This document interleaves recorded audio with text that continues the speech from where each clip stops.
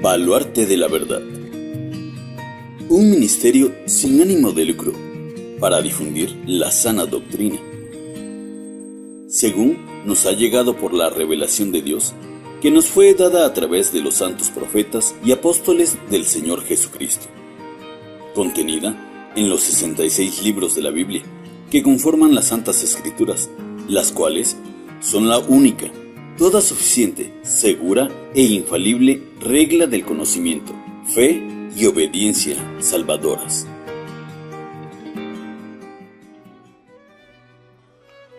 Buenas nuevamente a todos, sean bienvenidos a otro encuentro. En el día de hoy vamos a continuar con estos temas sobre Israel y el judaísmo. Y a propósito del crecimiento en Cuba de la secta de los judaizantes o los diferentes movimientos de raíces hebreas que buscan reivindicar la ley mosaica y camuflajear del cristianismo unas vertientes del judaísmo que no son para nada válidas, quisiera que abordáramos el tema desde un punto de vista apologético. Vamos a presentar hoy defensa en contra de los judaizantes.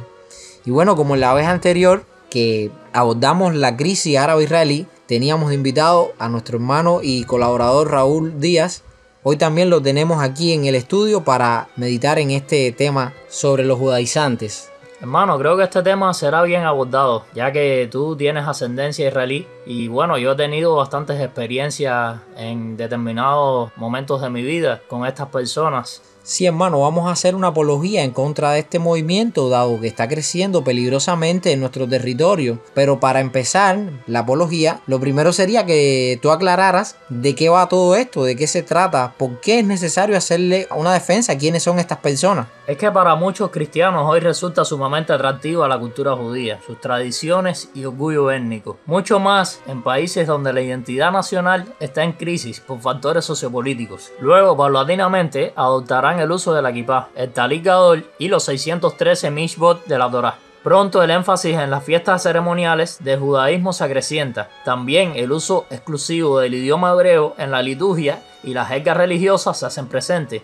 Las enseñanzas de los rabinos cobrarán medular relevancia junto a las fuentes talmúdicas, las cuales pasarán a ser autoridad.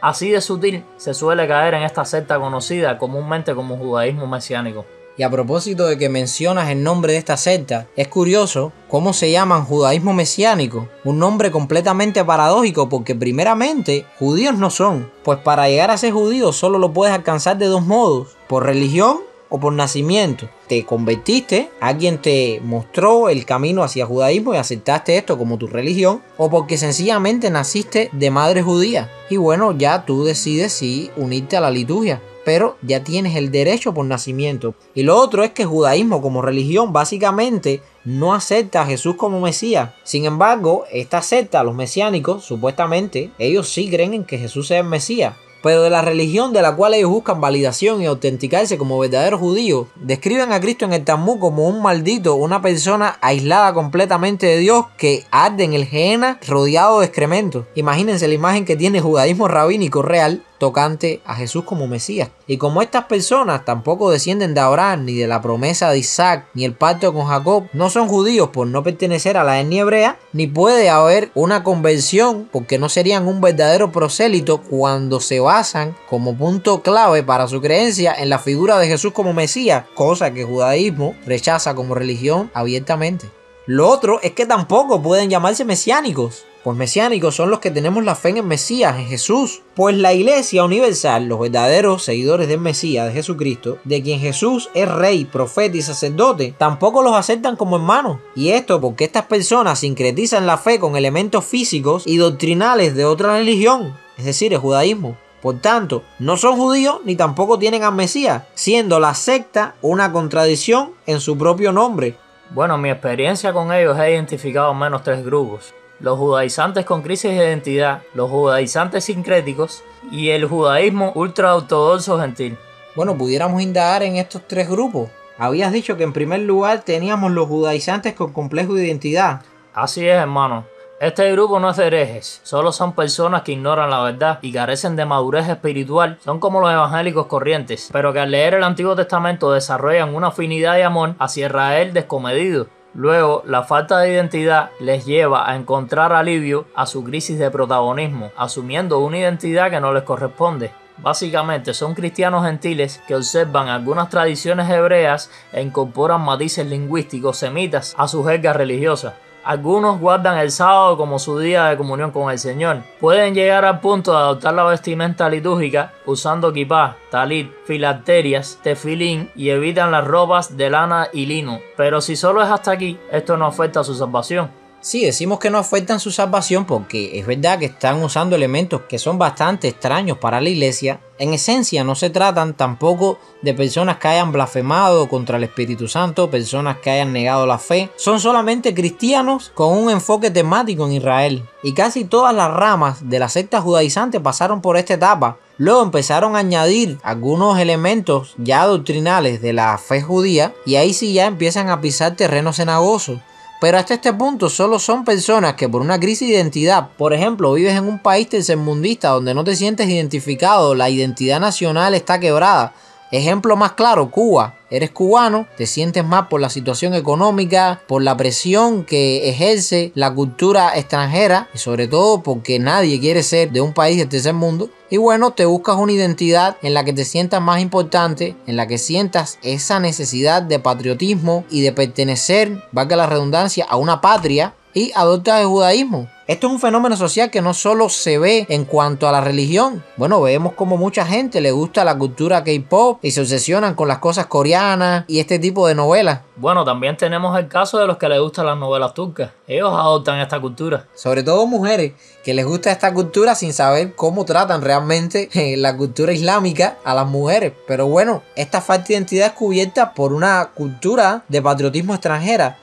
No sé si te has encontrado con los que le gustan tanto las artes marciales que se vuelven casi japoneses o chinos. Así es, mi hermano.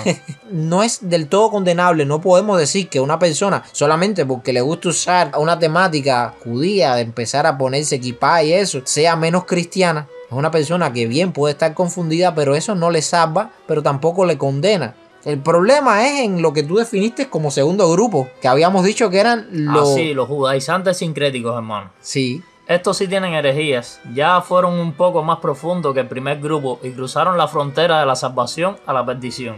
Estos, en su afán, encuentran consuelo en listados de apellidos supuestamente de origen judío, que se expanden por todo el mundo como consecuencia de la diáspora hebrea. Piensan que todos los apellidos que terminan en Z tienen un origen sefardita, e inventando genealogías ya se sienten verdaderos israelíes.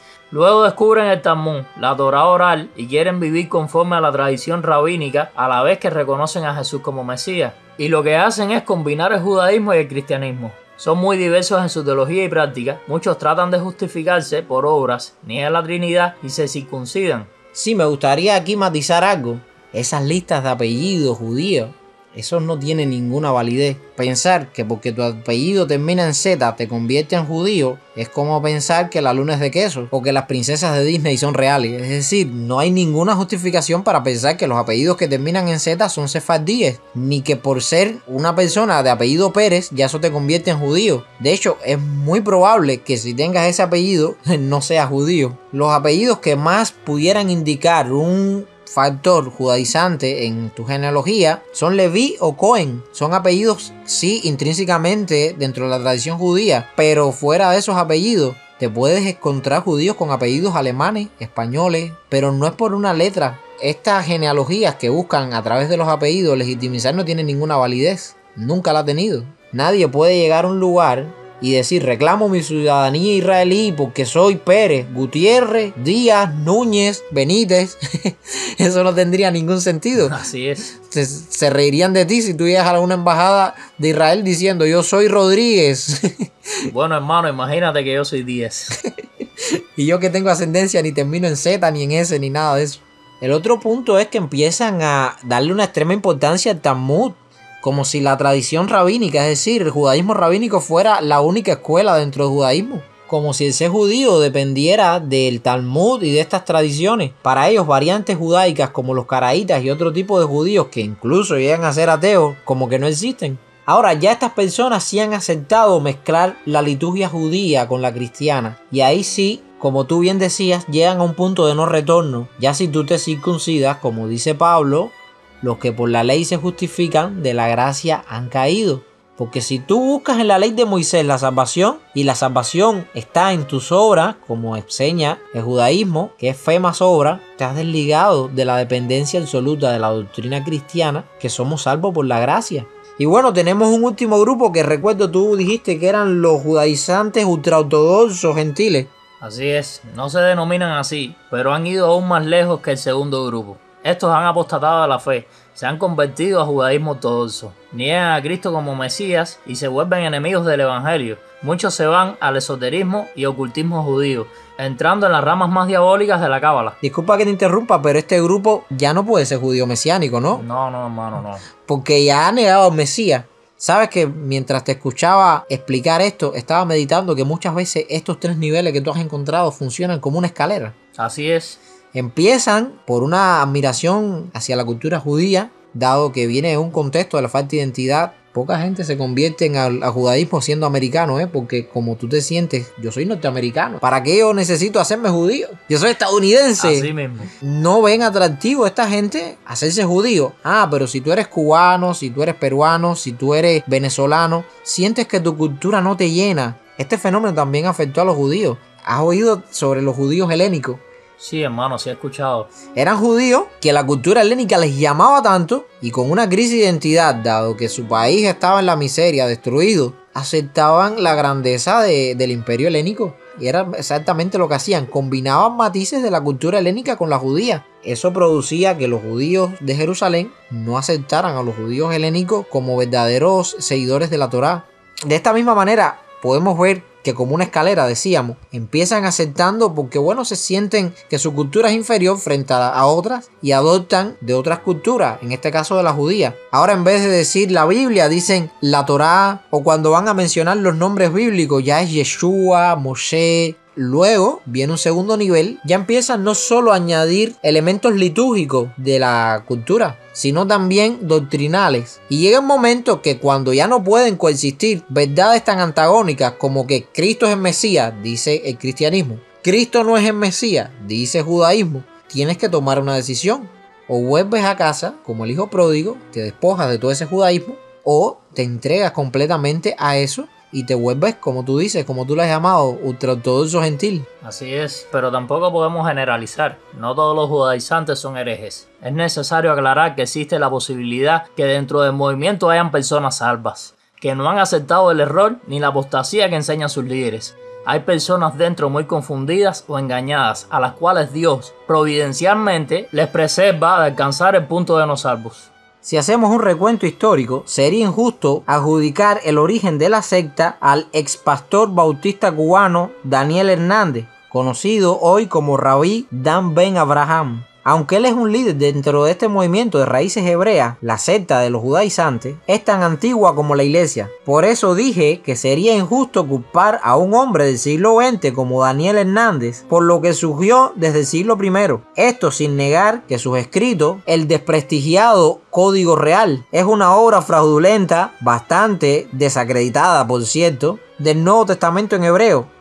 Junto a otros elementos fueron las herramientas para que Daniel Hernández hiciera apología de las tradiciones judías, de las festividades, y fue por medio de esto que él avivó la secta en Hispanoamérica. Pero si vamos a la Biblia veremos que fueron los judaizantes la primera falsa doctrina que enfrentó la iglesia primitiva. Fue el tema detonante del Concilio Apostólico de Jerusalén que aborda Lucas en el libro de Hechos capítulo 15. Aclarado el tema entonces, posteriormente vuelve a resurgir esta falsa doctrina en la iglesia de Galacia, siendo la epístola de Pablo a los Gálatas una contestación contundente al espíritu judaizante. Este malsano apetito por la religión judía siempre ha coexistido como un azote a nuestra fe, resurgiendo en multiformes doctrinas y momentos históricos. Pero hoy nos centraremos en Cuba, dado que en Cuba han surgido algunos movimientos heréticos. Uno de ellos fue el neojudaísmo mesiánico. A diferencia del verdadero judaísmo mesiánico, que son judíos de sangre, es decir, de la etnia hebrea, que creen en Jesús, pero mantienen ciertas tradiciones sin afectar la fe ortodoxa cristiana, los neojudíos mesiánicos son generalmente personas no judías que incitan a los cristianos a sincretizar en nuestra liturgia con ritos y costumbres hebraicas y peligrosas doctrinas del judaísmo. Ahorita mencionabas la cábala. Así es. Y recuerdo que cuando me casé, mi esposa es de Pinar del Río y tuvimos una situación que estábamos de visita allá. Y bueno, hubo un incidente muy grave de un pastor que fue detenido. La policía incluso tuvo que intervenir porque el hombre hipnotizaba a las mujeres y a las menores de edad de su congregación para tener relaciones sexuales con ella. Había hecho varias violaciones usando este marco judaizante, engañando incluso a la obra a la que él pertenecía. Y este señor llegó a manipular la cábala de tal manera que hacía que las víctimas no hablaran. Hasta que una de las menores, porque eran menores de edad, Dios mío, imagínate cómo fue aquello, confesó lo que había pasado. La obra, lógicamente, la Bautista Libre no tiene nada que ver con esto. Aprovechándose de que la iglesia estaba bastante distanciada, este hombre engañó y cometió todos estos abusos que, bueno, lo llevaron a la cárcel, a él, a su esposa, quien era cómplice, y a otros líderes de la congregación que se beneficiaban sexualmente de jóvenes de la congregación de una manera bien aborrecible ante Dios. Precisamente, ¿sabes cuál era la ideología que respaldaba todas estas aberraciones? ¿cuál, mi hermano? El judaísmo cabalista. Wow.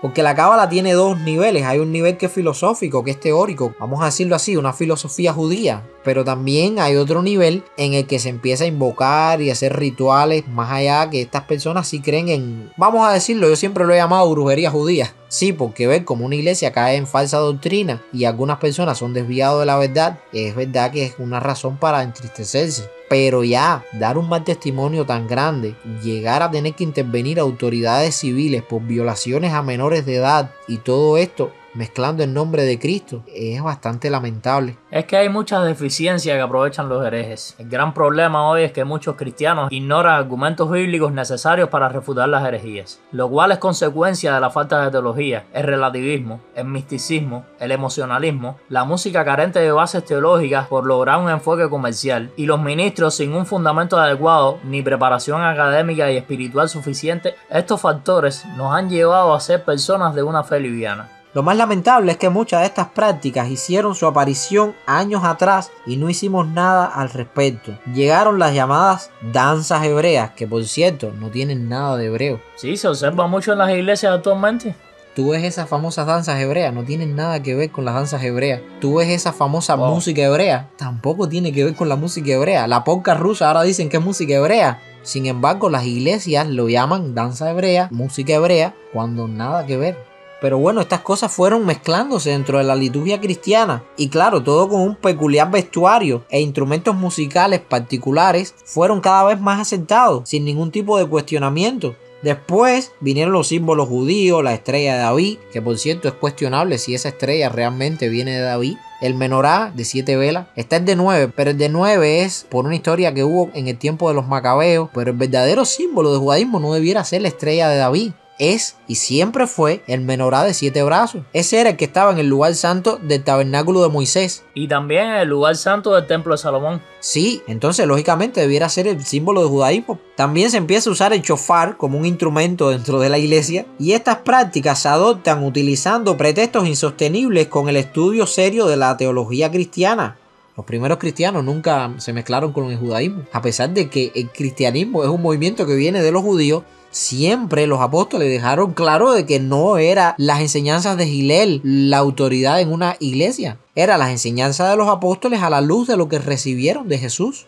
Sin embargo, los cristianos prefirieron sincretizar porque ignoraban la gran riqueza que posee la cultura cristiana para desarrollar una adoración completa y con sustancia teológica. Es decir, a todo el mundo le gusta cantar el poderoso de Israel, Dios echó en la mar los carros del faraón, y todo el mundo se quisiera sentir parte de ese pueblo. Pero ¿sabes de quién es la culpa, mi hermano? Sí, hermano, lamentablemente la culpa es de nosotros mismos. No hemos sabido conocer nuestra historia y mucho menos enseñársela a toda la congregación. Y así pasa. Entonces, ¿qué historia leen la congregación? La historia de Moisés, el Antiguo Testamento, y quieren sentirse parte de eso. Pero nosotros tenemos que explicarle a nuestras congregaciones cómo los cristianos morían por no negar la fe. Tenemos incluso en muchas áreas historias más ricas que la de la nación judía. Así es. Y te lo está diciendo alguien que viene de judaísmo. Yo, por ascendencia, pertenezco a la nación judía. Sin embargo, cuando descubrí las riquezas de Cristo y estudié la historia del cristianismo, eclipsó todo de lo que yo me gloriaba antiguamente. cuando estudiamos la vida de hombres de Dios que dieron su vida por el Evangelio, es suficiente para sentirse orgulloso y no tener que ir y exportar tradiciones de otros lados. A modo de consejo, quisiera exhortar a los líderes que escuchen este estudio a conocer la historia del cristianismo. La historia del cristianismo es rica, es amplia, es bella. Y vas a ver como tu congregación, cuando escuche historia como la de los macabeos, como la de los celotes, no se va a sentir tan identificado porque va a tener algo más precioso de lo cual gloriarse. Reforcemos la identidad cristiana para que nadie venga a suplantarla. Bueno, vayamos de frente al error, hermano.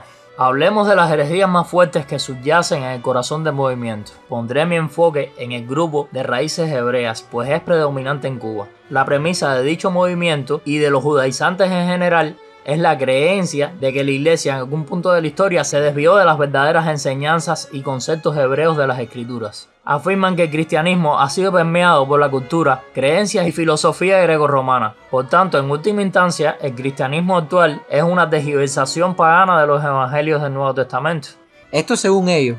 También sostienen la enseñanza de que la muerte de Cristo en la cruz no puso fin al pacto mosaico, sino todo lo contrario, lo renovó, amplió su mensaje escribiéndolo en los corazones del pueblo de Israel, pues según su cosmovisión, el antiguo, así como el nuevo pacto, son exclusivamente para la casa de Israel, siendo la iglesia una extensión de prosélitos injertados en la nación judía. Hermano, ellos afirman que la comprensión correcta del Nuevo Testamento puede venir solo de una perspectiva hebrea, que las enseñanzas del apóstol Pablo son malinterpretadas o no se enseñan de manera correcta por los pastores y maestros cristianos. Otros son más extremistas, arrancando de sus Biblias algunas epístolas de Pablo y otros escritos del Nuevo Testamento, por no considerarlos inspirados.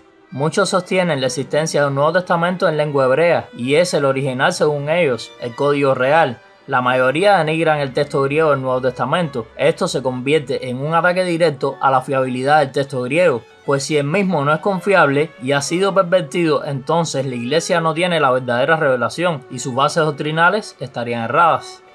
Qué conveniente decir que el Nuevo Testamento, como fue escrito por judíos, lo escribieron en su lengua. Parece lógico, ¿verdad? El problema es que no tenemos ni un solo manuscrito en hebreo. Así es.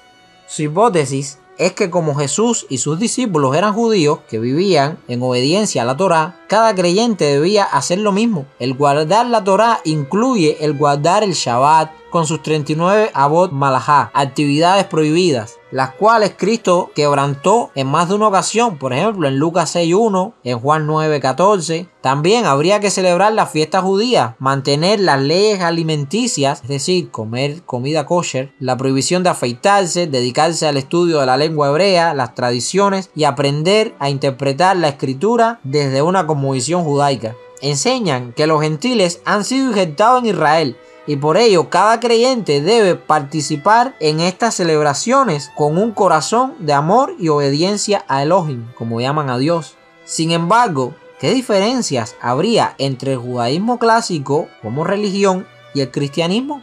Definitivamente ninguna, pues ellos aplastan lo acordado por la autoridad apostólica en el Concilio de Jerusalén en Hechos 15. Es decir, si nosotros celebráramos nuestra liturgia cristiana como ellos dicen, ¿qué diferencia habría entre entrar a una iglesia o entrar a una sinagoga judía? Así es. Estos autoproclamados rabinos de origen gentil, Goyín, rechazando el uso del nombre Jesús, lo cambia por Yeshua. También se le cambia el nombre a casi todo por su equivalente hebreo, lo cual Cristo ni los apóstoles ordenaron. En conclusión, su doctrina degrada el Nuevo Testamento en pos de una exaltación innecesaria al Antiguo Testamento. La herejía más problemática es la negación de la Trinidad. Creen en un solo Dios sin hipóstasis. Basado en el Shema, Deuteronomio 6:4, muchos creen en la manifestación de Elohim, en Yeshua Baen y en Ruach HaKodesh, pero no serían uno. Creen que el Hijo no tiene atributos divinos intrínsecos, mientras el Espíritu Santo tampoco sería una persona. Otro punto es que contrariamente al judaísmo, esta secta afirma que Jesús, Yeshua, es el Mesías exclusivamente de Israel. Creencia que difiere de las doctrinas normativas cristianas en cuanto a la naturaleza y la identidad del Señor Jesús, el cual la Iglesia lo considera como el Mesías universal, que aunque proviene de Israel, es el deseado de todas las naciones. Las principales ramas del judaísmo mesiánico lo aceptan como Mesías, inferior en todo a Adonai, mientras otros lo ven como Elohim hecho carne, y la Torá, ley, y el Dabar, la palabra activa, verbo hecho carne. Así entienden ellos Juan 1:1. Otra herejía radical es el papel de la ley mosaica, la cual debe ser observada como si nuestra salvación dependiera de ello. Pues aunque muchos profesan la sola fe, en la práctica la justificación es por fe en Yeshua, más las obras de la ley. Otra falsa doctrina, sumamente peligrosa, radica en ciertas prácticas ocultistas conocidas como la cábala, ya sea teórica o práctica, como decíamos anteriormente. Hermano, solamente de escuchar el nombre nuevamente después del testimonio que me contaste se me eriza la piel. Realmente la cábala no es lo que la gente piensa. Estos judaizantes le han dado una connotación de que incluso dicen que Salomón era un maestro de la cábala. Pero la cábala, el Zohar y todas estas cosas son un invento después de la diáspora de Adriano. Wow. Y como íbamos diciendo, ya sea la cábala teórica o la práctica, esa escuela es completamente demoníaca y muchos movimientos judaizantes son en oculto practicantes de rituales cabalísticos que tratan directamente con demonios y entidades espirituales de maldad. Bueno, llegamos a la parte buena. ¿Qué dice la Biblia de todo esto? Bueno, primeramente, en ningún lugar de la Escritura los creyentes gentiles son instruidos a seguir la ley judía o las costumbres talmúdicas o rituales cabalísticos. De hecho, se enseña lo contrario. Por ejemplo, en Romanos 7:6 dice: pero ahora estamos libres de la ley por haber muerto para aquello a que estábamos sujetos, de modo que sirvamos bajo el régimen nuevo del Espíritu y no bajo el régimen viejo de la letra. Cristo, al guardar perfectamente cada ordenanza de la ley mosaica, la cumplió en su totalidad. De la misma manera en que un contrato se cumple cuando se efectúa el pago final de una vivienda y termina con la obligación adquirida, así también Cristo ha efectuado el pago final al Padre y ha cumplido la ley. Gálatas 2:21. No desecho la gracia de Dios, pues si por la ley fuese la justicia, entonces por demás murió Cristo. Hebreos 7:11. Si pues la perfección fuera por el sacerdocio levítico, porque bajo él recibió pueblo la ley, ¿qué necesidad habría aún de que se levantara otro sacerdote según el orden de Melquisedec y que no fuese llamado según el orden de Aarón? Es importante entender que no hay superioridad en haber nacido judío o gentil. Nosotros, que somos seguidores de Cristo, ya sean judíos o gentiles, compuestos de muchas culturas y etnias, somos valiosos y muy amados porque ya hemos entrado a la familia de Dios con igual estima que Abraham entró, pues tanto él como nosotros entramos por gracia, por medio de la fe. Ninguna cultura nacional es superior ni más importante, pues debemos recordar que ante todo la iglesia es universal y consta de una identidad única y posee una cultura cristiana. Así es, en 2 Timoteo advierte que en los postreros días muchos tendrán comezón de oír y apartarán de la verdad el oído y se volverán a las fábulas, como es el caso de estos falsos maestros judaizantes. Desde Hechos 11 todo está claro para la iglesia y en ese capítulo se aprecia el debate que generó la repartición del Espíritu Santo a los gentiles y cómo estos se debían incorporar a la iglesia naciente. Pablo sostuvo una ardua lucha para evitar que los gentiles fueran sometidos a las costumbres del judaísmo, pues él entendía que todas las cosas pertenecientes a la ley judía y sus hábitos litúrgicos eran sombra de Cristo y habían quedado atrás. Bueno, hermano, creo que ya es hora de resumir. Así es, hermano. Varias son las preguntas que podemos exponer para un cuestionamiento adecuado del asunto. ¿Por qué se dan estas prácticas en la iglesia occidental?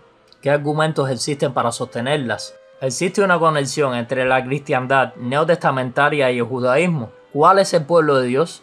Son muchos los elementos bíblicos e históricamente sustentables para rechazar cualquier intento de judaizar. En primer lugar, el apóstol Pablo en Efesios capítulo 2 del verso 11 al 22 expone claramente que los gentiles eran extranjeros y estaban lejos de las promesas de Dios. Ahora bien, una vez venido Cristo, esa muralla que los separaba fue derribada y de ambos pueblos Dios hizo uno, edificado en el fundamento de los profetas y apóstoles, siendo la piedra angular Cristo mismo. Como vemos, según el apóstol Pablo, no existen dos pueblos, sino uno, cuyo fundamento es Cristo. La iglesia siempre ha sido el pueblo de Dios. En Gálatas 3, del 27 al 29 dice: ya no hay judío ni griego, no hay esclavo ni libre, no hay varón ni mujer, porque todos vosotros sois uno en Cristo Jesús. Está claro que ante Dios no hay dos pueblos, sino uno. Además, no podía coexistir dos cosmovisiones antagónicas en el seno de la iglesia, es decir, la cosmovisión cristiana y la judía. Es más que evidente en la literatura paulina el énfasis en no judaizar, incluso llegó a llamar la atención del apóstol Pedro por actitudes como esa en Antioquía. Ahora, hermano, es necesario remontarnos a cómo empezamos el estudio. Exactamente. Sé lo atractivo que resulta para algunos incluir elementos judaizantes en sus iglesias locales que le den un matiz de identidad. Pero es crucial señalar que ninguno de estos símbolos judíos le añade más espiritualidad a la congregación o al servicio. Simplemente es una percepción insostenible pensar que se creará un ambiente más espiritual por el mero hecho de usar elementos judíos. Lo que da vida a la iglesia es la presencia y obra del Espíritu Santo, la exposición de las Escrituras y la fe en Jesucristo mismo. Sé que estamos de acuerdo con que esto sería suficiente. Por lo tanto, ¿qué necesidad hay de lo otro? Introducir a los cristianos en un legalismo basado en la cultura judía es un gran peligro, puesto que se tiende a sacramentarla.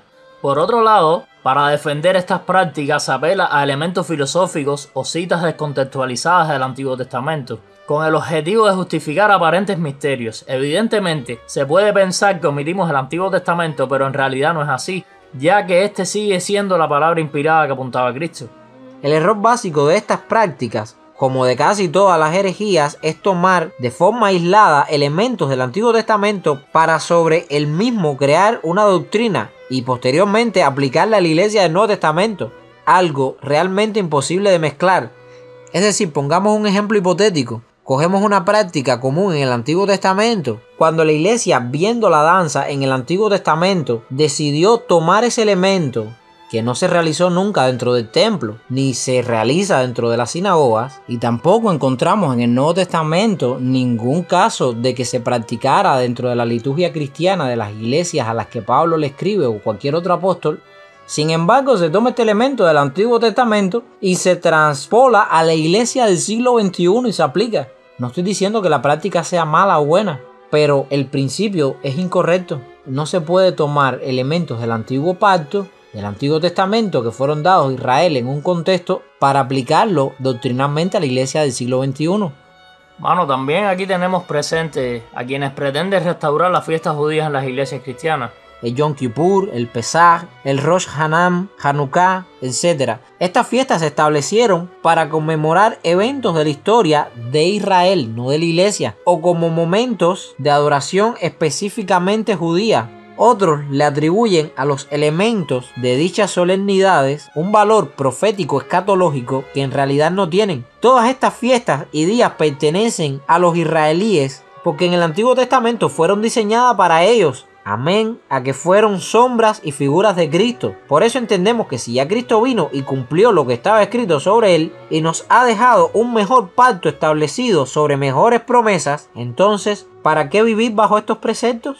Es evidente que muchas congregaciones han adoptado estas prácticas llamándoles ministerios, aunque no expliquen su valor teológico. Estas iglesias le sacan el beneficio del activismo eclesial. En ciertos casos, los pastores utilizan estos ministerios para mantener ocupada a la juventud, ubicando a la iglesia como parte de una vanguardia. Fuera de esto, no tienen nada más, ya que como se explicó anteriormente, dichos elementos carecen de valor bíblico teológico en un culto cristiano. Reflexionemos sobre esto, mi hermano. A lo largo de este artículo se han formulado preguntas simples sobre estas prácticas, pero podemos reflexionar sobre las siguientes. ¿Cómo llegó esto al culto cristiano si la evidencia neotestamentaria no lo sostiene?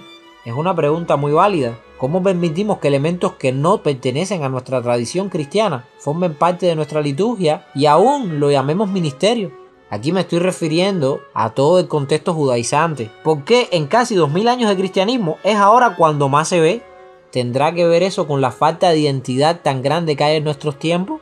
¿Tendrá que ver con el pragmatismo? ¿Con el relativismo moral? ¿Con la posmodernidad? Estuvo oculta esta revelación a la iglesia por tanto tiempo que ni los apóstoles y teólogos que le dieron forma a nuestra fe se dieron cuenta.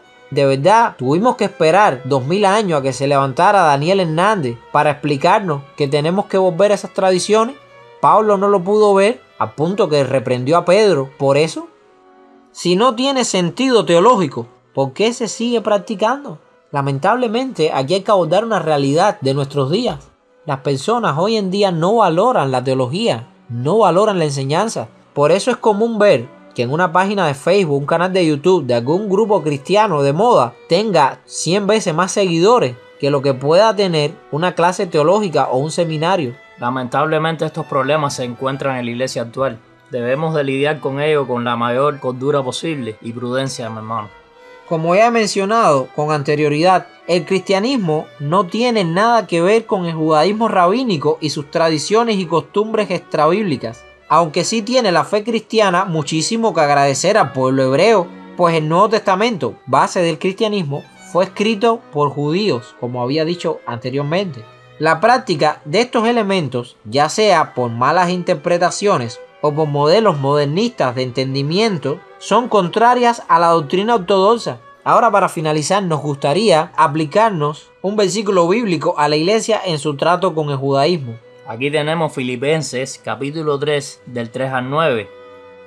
Porque nosotros somos la circuncisión, los que en espíritu servimos a Dios y nos gloriamos en Cristo Jesús, no teniendo confianza en la carne. Aunque yo tengo también de qué confiar en la carne. Si alguno piensa que tiene de qué confiar en la carne, yo más. Circuncidado al 8º día, del linaje de Israel, de la tribu de Benjamín, hebreo de hebreos, en cuanto a la ley fariseo, en cuanto a celo, perseguidor de la iglesia, en cuanto a la justicia que es en la ley, irreprensible. Pero cuantas cosas eran para mi ganancia, las he estimado como pérdida por amor de Cristo. Y ciertamente aún estimo todas las cosas como pérdida por la excelencia del conocimiento de Cristo Jesús, mi Señor, por amor del cual lo he perdido todo y lo tengo por basura para ganar a Cristo, y ser hallado en Él, no teniendo mi propia justicia que es por la ley, sino la que es por la fe de Cristo, la justicia que es de Dios por la fe. Bueno, sin más nos despedimos. Yo soy William Reiné. Y aquí me tienen Raúl Adrián Díaz Cárdenas para servirles. Hasta el próximo encuentro. Dios les bendiga.